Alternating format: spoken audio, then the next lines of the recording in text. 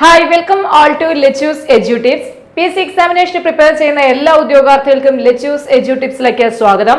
നമ്മുടെ ഇന്നത്തെ video class നമ്മൾ ചെയ്തിരിക്കുന്നത് ഇത് +2 ലെവൽ മെയിൻസ് എക്സാമിനേഷൻ എഴുതാൻ പോകുന്നവർക്ക് വേണ്ടിയിട്ടാണ്. അതായത് ഈ വരുന്ന CPO, എക്സൈസ്, അങ്ങനെ ഒരുപാട് പോസ്റ്റ് ഉണ്ട്. അപ്പോൾ ബീറ്റ് ഫോറസ്റ്റ് ഓഫീസർ, ഇതിലേക്കൊക്കെ എക്സാം എഴുതുന്നവർക്ക് വേണ്ടിയിട്ടുള്ള ഒരു ക്ലാസ് ആണിത്. അപ്പൊ നിങ്ങൾക്ക് തന്നിരിക്കുന്ന സിലബസിനകത്ത് ധനതത്വശാസ്ത്രം 5 മാർക്കിനുണ്ട്. അതിൽ തന്നിരിക്കുന്ന ടോപ്പിക്സ് ഇതൊക്കെയാണ്: ഇന്ത്യ സാമ്പത്തിക രംഗം, പഞ്ചവത്സര പദ്ധതികൾ, പ്ലാനിംഗ് കമ്മീഷൻ, നീതി ആയോഗ്, നവസാമ്പത്തിക പരിഷ്കാരങ്ങൾ, ധനകാര്യ സ്ഥാപനങ്ങൾ, കാർഷിക വിളകൾ, ധാതുക്കൾ, ഹരിത വിപ്ലവം.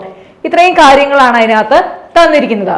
അപ്പൊ ഞാൻ നമ്മുടെ ഒരു ക്ലാസിന്റെ +2 മെയിൻസിന് ക്ലാസ് ഉണ്ടെന്നും അതിന്റെ ഇൻട്രോയിൽ ഞാൻ നിങ്ങളോട് പറയുകയുണ്ടായി. നമ്മുടെ ക്ലാസ്സുകൾ SCERT, NCERT പുസ്തകത്തെ ബേസ് ചെയ്തായിരിക്കും എടുക്കുന്നത്. അതുപോലെ തന്നെ +2 മെയിൻസ് ആയതുകൊണ്ട് തന്നെ നമ്മൾ +1, +2 പാഠപുസ്തകങ്ങൾക്ക് അതിൻ്റെതായ പ്രസക്തി കൊടുത്തുകൊണ്ട് തന്നെയാണ് ക്ലാസ്സുകൾ ചെയ്യുന്നത്. അപ്പൊ ഡിഗ്രി ലെവൽ മെയിൻസ് എക്സാമിനേഷൻ എഴുതാൻ പോകുന്നവർക്കും ധനതത്വശാസ്ത്രം ഭാഗത്ത് വളരെ അതായത് അവർക്കും ആവശ്യമുള്ള കാര്യങ്ങൾ തന്നെയാണ് ഈ പറയുന്നത്. അപ്പൊ ഡിഗ്രി ലെവൽ മെയിൻസിന് പ്രിപ്പയർ ചെയ്യുന്നവർക്കും +2 മെയിൻസ് പ്രിപ്പയർ ചെയ്യുന്നവർക്കും വേണ്ടിയിട്ടുള്ള ഭാഗം തന്നെയാണിത്. അപ്പൊ ഞാൻ ഇന്നത്തെ ഈ ക്ലാസ് ചെയ്തിരിക്കുന്നത് +1, +2 പുസ്തകത്തെ ബേസ് ചെയ്താണ്. അതായത് +1, +2 പുസ്തകത്തിലുള്ള കാര്യങ്ങളല്ലാതെ മറ്റൊന്നും ഞാൻ ഇവിടെ പറയുന്നില്ല. അതിനെ ബേസ് ചെയ്ത് മാത്രം കൊണ്ടുപോകുന്ന ക്ലാസ് ആണ്. സോ നമുക്ക് ആദ്യം തന്നെ ഇന്ത്യ സാമ്പത്തിക രംഗം എന്നുള്ളത് കാണാം. ഇതിന് മുൻപായിട്ട് നമ്മൾ 10th പ്രിലിംസിനും മെയിൻസിനും ഒക്കെ ആയിട്ട് ഇന്ത്യ സാമ്പത്തിക രംഗം ഒരിക്കലും ഞാൻ ചെയ്തിട്ടുണ്ടായിരുന്നു. ആ ക്ലാസ്സുകളും പറ്റുമെങ്കിൽ കാണുക. ആ ക്ലാസ്സിന്റെ ലിങ്ക് ഞാൻ ഇതിന്റെ ഡിസ്ക്രിപ്ഷൻ ബോക്സിൽ ഇട്ടിരിക്കാം. കാരണം ഈ ഒരു ക്ലാസ് ചെയ്യുന്നത് +1, +2 പുസ്തകം വെച്ച് മാത്രമാണ്. അതിന് മുന്നോടിയായിട്ട്, അതായത് നേരത്തെ ചെയ്തിരുന്ന ക്ലാസ്സുകൾ +1, +2 പുസ്തകം അല്ലാതെ വേറെ കുറെ ഇക്കണോമിക്സിന്റെ അവിടുന്ന് ഇവിടുന്ന് ഒക്കെ കിട്ടിയ വിവരങ്ങൾ ശേഖരിച്ച് നിങ്ങൾക്ക് ചെയ്തൊരു ക്ലാസ് ആയിരുന്നു. അപ്പൊ അതുകൊണ്ടാണ് അതിന്റെ ലിങ്ക് ഡിസ്ക്രിപ്ഷൻ ബോക്സിൽ ഇട്ടിരിക്കാം എന്ന് പറയുന്നത്. കാരണം ഈ ക്ലാസ് കണ്ടു കഴിഞ്ഞതിന് ശേഷം സമയമുണ്ടെങ്കിൽ അതും കൂടി കണ്ടു കഴിഞ്ഞാൽ നല്ലതായിരിക്കും. അതുകൊണ്ടാണ് കേട്ടോ അങ്ങനെ ചെയ്യുന്നത്. ഒന്നുകൂടി പറയട്ടെ, ക്ലാസ്സുകൾ കൊണ്ടുപോകുന്നത് +1, +2 പുസ്തകം വെച്ച് മാത്രമാണ് കേട്ടോ. അപ്പൊ ഇന്ത്യയുടെ സാമ്പത്തിക രംഗം എന്ന് പറയുമ്പോൾ നമ്മൾ മനസ്സിലാക്കേണ്ടത് ഏതാണ്ട് 3 കാലഘട്ടങ്ങളിലെ നമ്മുടെ സമ്പദ് വ്യവസ്ഥ നമ്മളൊന്ന് അറിഞ്ഞു വെക്കണം. അതിലൊന്നെന്ന് പറയുന്നത് നമുക്ക് സ്വാതന്ത്ര്യം ലഭിക്കുന്നതിന് മുൻപ് ഉള്ള നമ്മുടെ ഒരു സമ്പദ് വ്യവസ്ഥ. ഓക്കെ, അതായത് നമുക്ക് ബിഫോർ ഇൻഡിപെൻഡൻസ്, അല്ലെ, സ്വാതന്ത്ര്യം ലഭിക്കുന്നതിന് മുൻപുണ്ടായിരുന്ന ഒരു സമ്പദ് വ്യവസ്ഥയുണ്ട്. അതിനെക്കുറിച്ച് നമ്മൾ അറിഞ്ഞു വെക്കണം. അതുപോലെ തന്നെ ഒരു 1950, 1990കളുടെ ഇടയിൽ ഒരു സമ്പദ് വ്യവസ്ഥയുണ്ടായിരുന്നു. അതിനുശേഷം നിങ്ങൾക്കറിയാം 1991 ശേഷം പുത്തൻ സാമ്പത്തിക പരിഷ്കാരങ്ങളൊക്കെ നടപ്പിലാക്കി ഇന്ന് വരെയുള്ള ഒരു സമ്പദ് വ്യവസ്ഥയുണ്ട് നമുക്ക്. അപ്പം ഈ കുറച്ച് കാര്യങ്ങൾ അറിഞ്ഞു വെക്കണം. അപ്പൊ ബിഫോർ ഇൻഡിപെൻഡൻസ്, സ്വാതന്ത്ര്യത്തിന് മുൻപുള്ള നമ്മുടെ സമ്പദ് വ്യവസ്ഥ നമുക്കറിയാവുന്നതാണ്. ഇന്ത്യൻ സമ്പദ് വ്യവസ്ഥ എന്ന് പറയുന്നത് കൃഷിയിൽ അധിഷ്ഠിതമായിരുന്നു, അല്ലെ. ഇന്ത്യയിലെ ബഹുഭൂരിപക്ഷം ജനങ്ങളുടെയും ജീവിതം കൃഷിയെ പ്രത്യക്ഷമായോ പരോക്ഷമായോ ആശ്രയിച്ചിട്ടാണ് മുന്നോട്ട് പോയിക്കൊണ്ടിരുന്നത്. അതുകൊണ്ട് തന്നെ എന്താണ്, കൃഷിയിൽ അധിഷ്ഠിതമായ ഒരു സമ്പദ് വ്യവസ്ഥയായിരുന്നു ഇന്ത്യക്കുണ്ടായിരുന്നത്.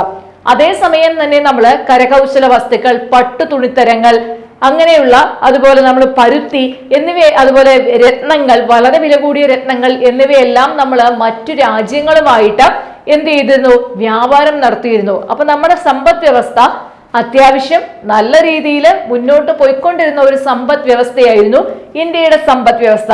കൃഷിയിൽ അധിഷ്ഠിതമായിരുന്ന സമ്പദ് വ്യവസ്ഥയാണെങ്കിൽ കൂടിയും അറ്റ് ദ സെയിം ടൈം എന്താണ്, പരുത്തിത്തുണി ഉൽപാദനം, പട്ടുതുണി, അതുപോലെ തന്നെ കരകൗശല വസ്തുക്കൾ, രത്നങ്ങൾ എന്നിവയിലെല്ലാം ഇന്ത്യ എന്ത് ചെയ്തു, വ്യാപാരം നടത്തിയിരുന്നു.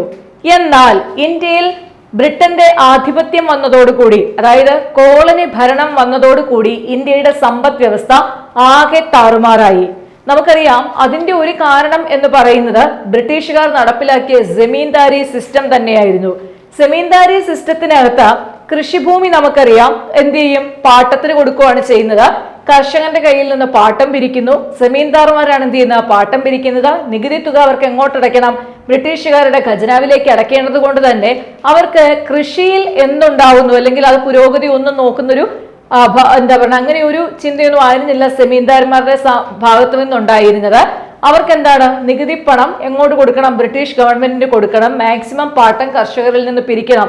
എന്നല്ലാതെ കൃഷിയെ പ്രോത്സാഹിപ്പിക്കുന്ന രീതിയിലുള്ള യാതൊരു നയങ്ങളും ഈ സെമീന്ദാരി സമ്പ്രദായത്തിന്റെ ഭാഗമായിട്ട് ഉണ്ടായിട്ടില്ല. ബ്രിട്ടൻ ആണെങ്കിൽ എന്താ ചെയ്ത, ഇന്ത്യയെ അസംസ്കൃത വസ്തുക്കളുടെ കയറ്റുമതി ചെയ്യുന്ന രാജ്യമായിട്ട് കണക്കാക്കാൻ തുടങ്ങി. അതായത് ഇവിടുന്ന് ബ്രിട്ടൻ എന്ത് ചെയ്തു, അസംസ്കൃത വസ്തുക്കൾ നമ്മുടെ പരുത്തിയും മറ്റും എന്ത് ചെയ്തു ശേഖരിച്ച് ബ്രിട്ടനിലേക്ക് കൊണ്ടുപോവുകയും അവിടെ അവരുടെ യന്ത്രങ്ങൾ ഉപയോഗിച്ച് വലിയ എന്താ പറയുക ഒത്തിരി ക്വാണ്ടിറ്റിയിൽ സാധനങ്ങൾ ഉൽപ്പാദിപ്പിച്ച് തിരിച്ച് അത് ഇന്ത്യൻ കമ്പോളങ്ങളിൽ കൊണ്ടുവന്ന് വിൽക്കുന്ന ഒരവസ്ഥയുണ്ടായി. അപ്പം ഇതും എന്താണ്, നമ്മുടെ സമ്പദ് വ്യവസ്ഥയെ വളരെ ദോഷകരമായിട്ട് ബാധിച്ചിട്ടുണ്ടായി. അപ്പം കൃഷിയെ ആശ്രയിച്ചു വരുന്ന ജനവിഭാഗങ്ങൾ, അതായത് ഭക്ഷ്യധാന്യങ്ങൾ കൃഷി ചെയ്ത് ജീവിച്ചിരുന്ന ഇന്ത്യൻ ജനത കാശിന് വേണ്ടി അവർ എന്ത് ചെയ്യാൻ തുടങ്ങി, ഭക്ഷ്യവിളകൾ വിട്ട് നാണ്യവിളകൾ കൃഷി ചെയ്യുന്ന ഒരു അവസ്ഥയുണ്ടായി. എന്നാൽ ബ്രിട്ടീഷുകാർ ഈ സമയത്ത് എന്താ ചെയ്തത്, ഇവിടുന്ന് അസംസ്കൃത വസ്തുക്കൾ ബ്രിട്ടനിലേക്ക് കയറ്റുമതി ചെയ്യുകയും അതുപോലെ തന്നെ എന്ത് ചെയ്തു, ബ്രിട്ടനിൽ നിന്ന് ഫൈനൽ പ്രൊഡക്ട്സ് ഇന്ത്യൻ കമ്പോളങ്ങളിൽ കൊണ്ടുവന്ന് വിൽക്കുന്ന ഒരവസ്ഥയും സംജാതമായി. ഈ ഒരു സമയത്ത് നിങ്ങൾ ഓർത്തു വെക്കണം, നമ്മുടെ ആളോഹരി വരുമാനം, നമ്മുടെ ദേശീയ വരുമാനം എന്നിവയെല്ലാം അതിന്റെ വളർച്ച, ഇതിലൊന്നും ആർക്ക് താല്പര്യമില്ല, ബ്രിട്ടന് താല്പര്യമുണ്ടായിരുന്നില്ല. വൈദേശിക ആധിപത്യം അല്ലെങ്കിൽ കോളനി ഭരണത്തിൽ മാത്രം ഊന്നിപ്പോയ ഇന്ത്യക്ക് എത്രമാത്രം ഗ്രോത്ത് റേറ്റ് ഉണ്ടായെന്നോ എങ്ങനെ ഇക്കോണമി ഗ്രോത്തിലേക്ക് കൊണ്ടുപോകുമെന്നോ എന്നുള്ളൊരു ധാരണയില്ല.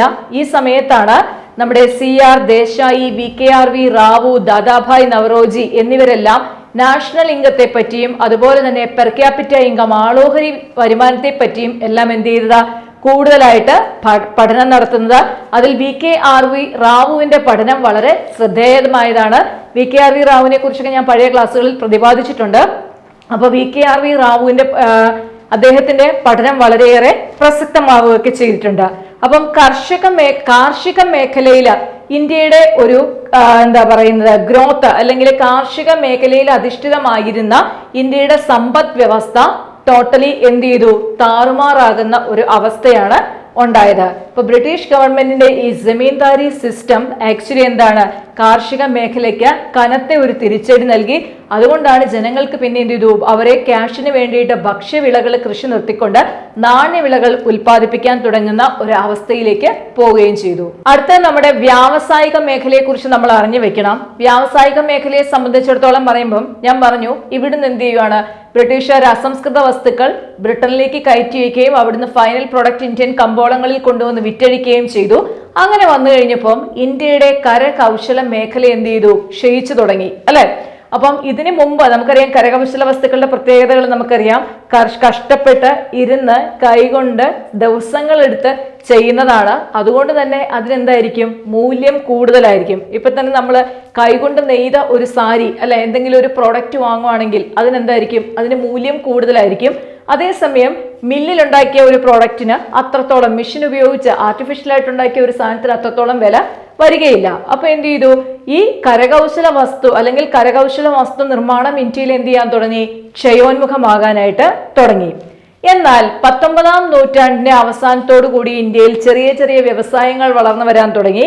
20-ാം നൂറ്റാണ്ടിന്റെ പ്രാരംഭത്തോടു കൂടി ഇന്ത്യയിൽ ടിസ്കോ വന്നു. 1907 ഇന്ത്യയിൽ എന്ത് വന്നു, ടിസ്കോ വന്നു. നിങ്ങൾക്ക് അറിയാം എന്താന്ന് അല്ലെ, ടാറ്റയുടെ ഇരുമ്പുരുക്ക് നിർമ്മാണശാല 1907 സ്ഥാപിതമായി. ഒന്നാം ലോക മഹായുദ്ധത്തിന് ശേഷം ഇന്ത്യയിൽ സിമന്റ് ഫാക്ടറികള്, ചില പഞ്ചസാര മില്ലുകള്, അങ്ങനത്തെ ചില ചെറിയ ചെറിയ വ്യവസായശാലകൾ ഇന്ത്യയിൽ ഉടലെടുക്കാൻ തുടങ്ങി. പക്ഷെ എങ്കിൽ പോലും ഇതൊന്നും ഇന്ത്യയിൽ എന്തില്ല, ശക്തമായിട്ട് ഒരു സാമ്പത്തിക അവസ്ഥ അല്ലെങ്കിൽ സാമ്പത്തിക ഘടന അതിന് അടിത്തറ പാകുന്ന ഒരു സംവിധാനം ആയിരുന്നില്ല. വ്യവസായവൽക്കരണത്തിൽ വളരെ ഒഴിച്ചുകൂടാനാവാത്ത അല്ലെങ്കിൽ അത്യന്താപേക്ഷിതമായിട്ടുള്ള ഒരു ഘടകമായിരുന്നു ക്യാപിറ്റൽ ഗുഡ്സ് ഇൻഡസ്ട്രി എന്ന് പറയുന്നത്. Okay, capital goods industry. Capital goods industry നിങ്ങൾക്ക് അറിയാം എന്താന്നുള്ളത്. അതായത് എന്തെങ്കിലും വ്യവസായം ചെയ്യണമെങ്കിൽ നമുക്ക് എന്ത് വേണം, യന്ത്രങ്ങൾ വേണ്ടി വരും അല്ലെ. അപ്പൊ യന്ത്രങ്ങൾ നിർമ്മിക്കുന്ന രീതിയിലുള്ള ഒരു ഇൻഡസ്ട്രി, ഒരു വ്യവസായം ഇന്ത്യയിൽ ഉണ്ടായിരുന്നില്ല. അപ്പം അതും ഇന്ത്യയില് വ്യാവസായിക വളർച്ച നല്ല രീതിയിലേക്ക് കൊണ്ടുവരാനായിട്ട് തടസ്സമായിരുന്നു. എന്നാൽ ബ്രിട്ടീഷുകാർ ഇവിടെ നമുക്കറിയാം, നമുക്ക് പശ്ചാത്തല സംവിധാനങ്ങളായിട്ടുള്ള എന്താ പറയുന്നത്, തപാൽ, റെയിൽവേ, തുറമുഖം എന്നീ കാര്യങ്ങൾ, അതുപോലെ തന്നെ ഗതാഗത മേഖല, കമ്പിത്തപാല്, ഇങ്ങനെയുള്ള പല മേഖലകളും എന്ത് ചെയ്തു, ഇന്ത്യയിൽ തുടക്കം കുറിക്കുകയും ചെയ്തു. പക്ഷെ അതൊരിക്കലും ഇന്ത്യൻ ഇൻഡസ്ട്രിയെ അല്ലെങ്കിൽ ഇന്ത്യൻ വ്യവസായത്തെ അത് വളരെ കാര്യമായിട്ട് സ്വാധീനിച്ചില്ല. അതെന്താണ്, ബ്രിട്ടീഷുകാർ അവരുടെ താല്പര്യ സംരക്ഷണത്തിന് അല്ലെങ്കിൽ അവരുടെ ആവശ്യങ്ങൾ നിറവേറ്റുന്നതിന് വേണ്ടി എന്നുള്ള രീതിയിലാണ് തുറമുഖം, അതുപോലെ തന്നെ നമ്മൾ പറഞ്ഞ തപാല്, കമ്പിത്തപാല്, ഗതാഗതം, റെയിൽവേ, ഇങ്ങനെയുള്ള പല കാര്യങ്ങൾ ഉപയോഗപ്പെടുത്തിക്കൊണ്ടിരുന്നത്.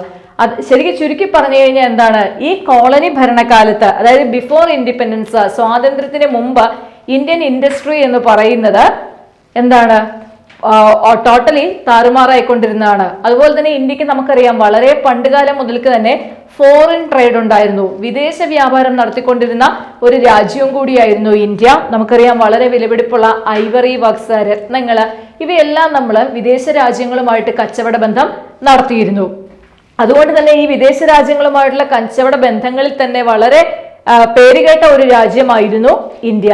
എന്നാൽ ഈ കോളനി വൽക്കരണത്തിന് ശേഷം, അല്ലെങ്കിൽ ബ്രിട്ടീഷുകാരുടെ ആധിപത്യത്തിന് ശേഷം വിദേശ വ്യാപാരം എന്നുള്ളത് എന്ത് ചെയ്തു, ഇന്ത്യക്ക് നഷ്ടമായി. ബ്രിട്ടനുമായിട്ട് വളരെ തുച്ഛമായ നിരക്കിന് ബ്രിട്ടൻ ആവശ്യപ്പെടുന്ന രീതിയിൽ ഇന്ത്യക്ക് എന്ത് ചെയ്യേണ്ടി വന്നു, വ്യാപാരം നടത്തേണ്ടി വന്നു. പിന്നെ അയൽ രാജ്യമായ ചൈനയൊക്കെ ആയിട്ടാണ് ഇന്ത്യക്ക് പിന്നെ വ്യാപാര ബന്ധം ഉണ്ടായിരുന്നത്.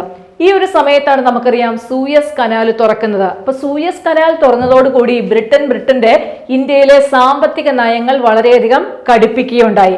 സൂയസ് കനാൽ തുറന്നപ്പോൾ നമുക്കറിയാം യൂറോപ്യൻ രാജ്യങ്ങൾക്ക് ഇന്ത്യയുമായിട്ട് വ്യാപാരം നടത്തുന്നതിനുള്ള സാധ്യത വളരെ ഏറിയിരുന്നു, അല്ലെ? വളരെ എളുപ്പം വ്യാപാരം നടത്താനായിട്ടൊരു സാധ്യതയുണ്ടായി. സോ എന്ത് ചെയ്തു, ഈ സമയത്ത് ബ്രിട്ടൻ ഇന്ത്യയിലെ സാമ്പത്തിക നയങ്ങൾ ബ്രിട്ടൻ കൂടുതൽ കടിഞ്ഞാണിടാൻ തുടങ്ങി. സോ അതോട് കൂടിയിട്ട് എന്ത് ചെയ്തു, ഇന്ത്യൻ ഇൻഡസ്ട്രി എന്നുള്ളത് നമ്മുടെ ഇപ്പം ഏത് രീതിയിലുള്ള ഇക്കണോമിക് ഗ്രോത്ത് ആണെങ്കിലും, അതായത് കാർഷിക മേഖലയാണെങ്കിലും, വിദേശ വ്യാപാര മേഖലയാണെങ്കിലും, ഇൻഡസ്ട്രി വ്യാവസായിക മേഖലയാണെങ്കിലും വളരെ മന്ദഗതിയിലായിരുന്നു ഈ ഒരു സമയത്ത്, അതായത് സ്വാതന്ത്ര്യത്തിന് മുമ്പുള്ള ഇന്ത്യയുടെ അവസ്ഥ. ഇപ്പൊ ഞാൻ പറഞ്ഞു, ഇത് ഞാൻ പറയുന്നത് നമ്മുടെ +1 +2 പുസ്തകത്തെ ബേസ് ചെയ്ത് മാത്രമാണ്. ഇനി നമുക്ക് അടുത്ത ക്ലാസ്സിൽ 1950-നും 90-നും ഇടയിൽ ഉണ്ടായിരുന്ന ഇന്ത്യയുടെ ഒരു സാമ്പത്തിക രംഗം എന്തായിരുന്നെന്ന് അടുത്ത ക്ലാസ്സിൽ പരിശോധിക്കാം. അപ്പോൾ ഇതിവിടെ ഞാനിപ്പോൾ നിർത്തുകയാണ്. താങ്ക്